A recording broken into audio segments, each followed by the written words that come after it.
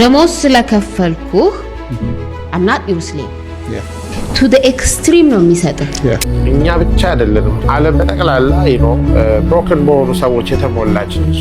እኔ በጣም ብንጠነቀቃቸው ኢቭን ብንርቃቸው ማለት አይነት ሰዎች ላይ ተወሰነ ሐሳብ መስጠት ፈልጋለሁ። ሰላም እንዴት ናችሁ? ባላችሁበት ሁሉ ሰላም ይብዛላችሁ ብለናል። በቀጥታም ወደ ዛሬ ቪዲዮቻችን እናልፋለን።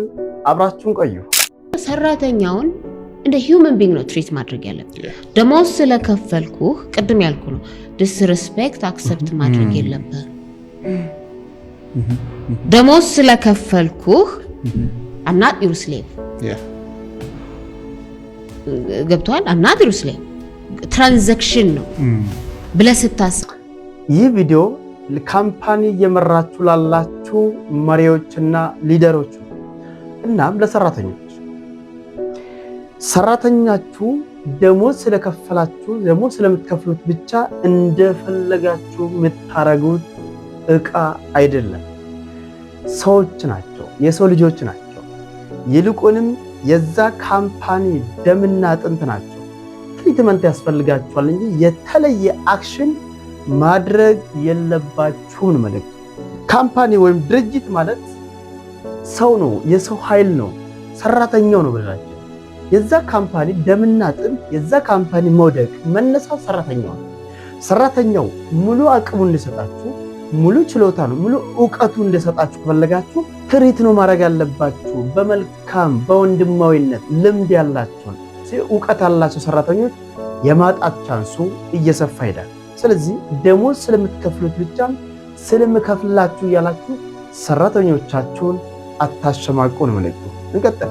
ፍሪደም መስጠት ሰራተኛውን ማለት ቶክሲክ ተደራ እየተከፈለው አይደል እንዴ? ብዙ ካምፓኒኛ ሀገር እንደዛ ማለት ይሄ የሚለየን ቤት ውስጥ የሚያገለግሉ ሰራተኞችም እኮ she cook for me because I cannot cook ገብቷል አይደል? አንተ ፋይናንስ ብትቀጥር ፋይናንሱ መስራት ስለማትችል ነው። ስለዚህ something ሰጥቷል። አንተ በር ላይ የሚጠብቅልህ ዘበኛ አንተ እንደ ኦነር ዘበኛ ሆነህ መጠበቅ ስለማትችል ነው። ስለዚህ ቫልዩ አለው። ማናጀር መሆን ሊደር መሆን መሪ መሆን በረራችሁ ላይ ከጥበቃ ይጀምራል። ማናጀር በረራችሁ ላይ ከላይ ያለውን ብቻ አይደለም የሚመራው፣ ታች ወርዶ መታዘብ መቻል አለበት፣ መጠየቅ መቻል አለበት። የነሱ ታል ካምፓኒ ካያችሁ የጥበቃ ጉዳይ የጽዳት ሰራተኛ ምናምን ታች ያሉ ሰራተኞች ጉዳይ ማናጀሮቹ ጋር ሄደ ታች ባለው አካል ነው የሚያልቀው። ሰው ድርጅታችሁ ጤናማ እንዲሆን ሰራተኞቻችሁን በአግባቡ ምሩ። ደሞዝ ስለምትከፍሉት ብቻም አታሸማቁ ነው መልእክቱ። ህይወት አንድ ጊዜ ነው የሚኖረው። እንዴትም ሆኖ እንዴት አሁን ያሉበት 30 ዓመት ላይ ደርሰዋል። ስለዚህ የሚለወጡ ነገሮች ሊኖሩ ይችላሉ። እነሱን ለመለወጥ መሞከር ጥሩ ነው። ከዛ ውጭ ግን የምንቀበላቸው ነገሮች ይበልጣሉ ከምንለውጣቸው ነገሮች። መልካችን፣ ቁመታችን፣ የመጣንበት ቤተሰብ፣ ያለፈ ታሪካችን፣ በጣም ብዙ ማንቀይራቸው ነገሮች አሉ። እነዚህ ነገሮች ደግሞ ያን ያህልም እንደምናስበው መጥፎ አይደሉም። እኛ ብቻ አይደለንም ዓለም። ዶክተር ምህረት እያነሳቸው ያለ ጉዳይ ምንድነው? ልፉ፣ ድከሙ፣ ቀይሩ። ለማይቀየርና ለማይለወጥ ነገር ላይ ግን ጊዜ አታጥፉ ነው መልእክቱ። የሚቀየሩ ጉዳዮች አሉ፣ የማይለወጡ ደግሞ ጉዳዮች አሉ። ግን የማይቀየር ጉዳይ ላይ ብዙ ሰው ጊዜውን እያጠፋ ይገኛል መልእክቱ። እስኪ እንጨርስ። አሁን እንደገና ማድከም አልፈልግም የሚል እይታ በጣም ጥሩ ይመስለኛል። እንግዲህ መጀመሪያው ነገር ራስን መቀበል የሚለው ለዚህ ነው። ሌላ ማንነት ሊኖሮታችሁ this is what you have ያ ማንነት እሱ እንደሚሉት ያህል መጥፎ ላይሆን ይችላል የመጀመሪያው ነገር። ሁለተኛው ነገር ግን በጣም ደግሞ ሊቀየሩ የሚችሉ ብዙ ነገሮች አሉ። እንግዲህ አንድ የኛ ችግር ምንድነው?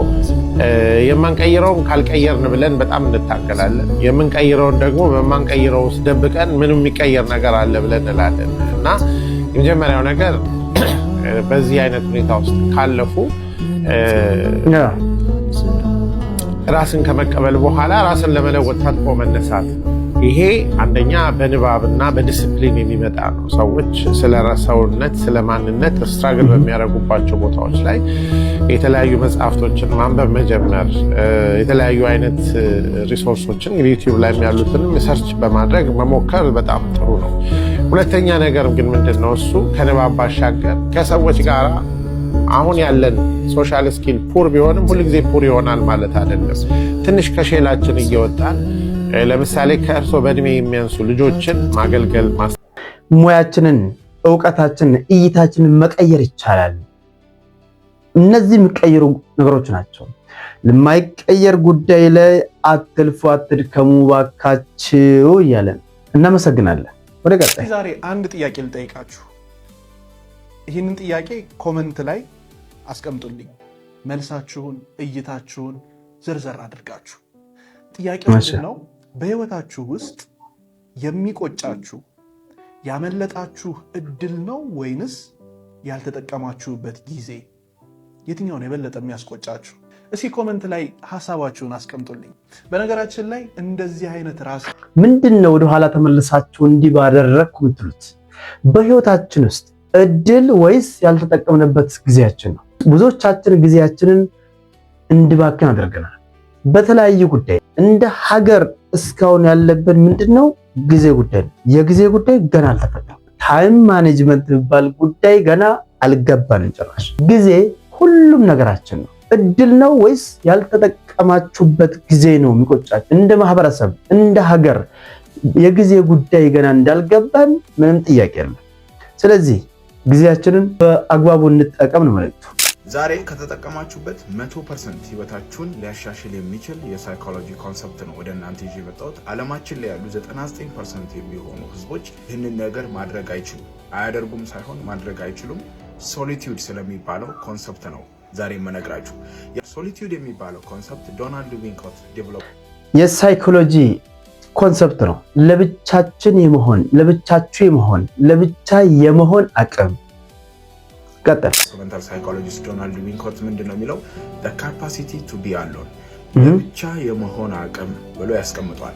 በዓለማችን ላይ ያሉ 99% የሚሆኑ ሰዎች በህይወት ዘመናቸው በአንዴ ለ60 ደቂቃ ብቻቸውን ቁጭ ብለው አያውቁም እስከሚሞቱ ድረስ 99% የሚሆኑት ሰዎች ማለት ነው። እናንተ ያለምንም ሙዚቃ፣ ያለምንም ሲጃራ፣ ያለምንም ኮፊ፣ ያለምንም ሌላ ነገር ለ60 ደቂቃ ከራሳችሁ ጋር ጸጥ ብላችሁ ቁጭ ብትሉ ምን እንደሚከሰት በዚህ ቪዲዮ እነግራችኋለሁ። የመጀመሪያው ከ20 እስከ 30 ደቂቃ የሚሆነው ምንድነው የሚፈጠረው? ኮግኒቲቭ ሎዳችሁ በጣም ይቀንሳል። ጭንቅላታችሁ ውስጥ ታጭቆ የነበሩ ሐሳቦች በሙሉ ቀስ እያሉ ይወገዳሉ። ከዛ በኋላ ባለው ደቂቃ ደግሞ you become very creative and problem solver። በዓለማችን ላይ ያሉ ትላልቅ ፎርሙላዎች፣ ትላልቅ ቀመሮች፣ ትላልቅ ግኝቶች የተፈጠሩት በነገራችን ላይ በዝምታ ውስጥ ነው፣ በጸጥታ ውስጥ ነው፣ በአርምሞ ውስጥ ነው። ብቻቸውን ሆኖ ነው የሰሩት። በጣም ዝም ብሎ በረዘግተው ከራሳቸው ጋር ሆኖ ነው ለዓለም ብርሃን ነው፣ ለዓለም መፍትሄ ነው። ብቻ ነው የመሆን ጉዳይ ብራ አስፈላጊና አስፈላጊ ነው። የበለጠ አርምሞ መጽሐፍ ላነበባችሁ ሰዎች አንብቡትና እዛ ላይ ትረዳላችሁ። ብቻችሁ ስትሉ ብዙ ነገር ትቀንሳላችሁ፣ ብዙ ነገር ታሳክላላችሁ፣ ብዙ ነገር ታሻሽላላችሁ። 99% የማያደርጉት ከሆነ 1% ስለመግባት እንሞክር እናድርግ። የመጨረሻ ላይ የምንመለከተው ቪዲዮ በፋይናንስ ኢኮኖሚ፣ በባንክ ሲስተም አካባቢ ዓለም አቀፋዊ፣ ሀገር አቀፋዊ፣ ቀጠናዊ ጉዳይ ሲያወራ ነው የምታወቀው እንጂ በዚህ አይነት ሐሳብ መጥቶ አያውቅም። አንድ ነገር ግን በተለየ መንገድ ይዞ መጥቷል። በህይወታችን ውስጥ እጅግ አደገኛ የሆኑ ጥቂት ሰዎች አሉ። ከእንደዚህ አይነት ሰዎች ላይ ተጠንቀቁ ይላል። እነማን ናቸው? እኔ በጣም ብንጠነቀቃቸው ኢቭን ብንርቃቸው ምላቸው አይነት ሰዎች ላይ የተወሰነ ሐሳብ መስጠት ፈለኩኝ። እንግዲህ በህይወታችን ውስጥ በተለያየ ደረጃ እናልፋለን። ከታች ጀምሮ በተወሰነ ደረጃ ይሄን ሁሉም የደረሰበት ደረጃ ይደርሳል። ታች የሚያውቁን ሰው ለምሳሌ ትምህርት ከሆነ ወይ ሃይ ስኩል ላይ ዩኒቨርሲቲ የሚያውቁን፣ ስራ ላይ ከሆነ ደግሞ መጀመሪያ የተቀጠርንበት ኦር ንግድ ላይ ከሆነ ደግሞ ትንሽ የነጋዴ ሆነን የሚያውቁን ሰዎች አሉ። አብዛኞቹ በጣም ፖዚቲቭ ሆኖ የናንተ የሆነ ቦታ መድረስ አጓግቷቸው እገሌን እኮ አውቀዋለሁ እዚህ ጋር ደርሷል ብለው የሚወስዱ አብዛኞቹ ኢን ማይ ኬዝ አላህ እድለኛ አድርጎኝ እንደዛ ነው።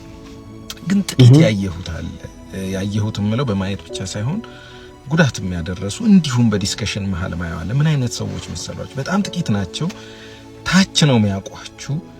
ምናልባት የናንተ ጊዜ መጥቶ አሁን የሆነ ደረጃ ደርሳችሁ ይሆናል። ነጋዴ ከሆናችሁ የሆነ ቦታ ደርሳችኋል። የሆነ አካዳሚክስ ውስጥ ካላችሁ የሆነ ደረጃ ብቻ የናንተ ጊዜ ሆኖ ፈጣሪ ያሳካላችሁና የሆነ ቦታ ደርሳችኋል። አእምሯቸው ውስጥ እነሱ ደግሞ የነሱ ጊዜ ያልሆነ ይሆናል ኦሬዲ ወይም አእምሯቸው ያለው በታች ነው ብለው አስበው ሊሆን ይችላል።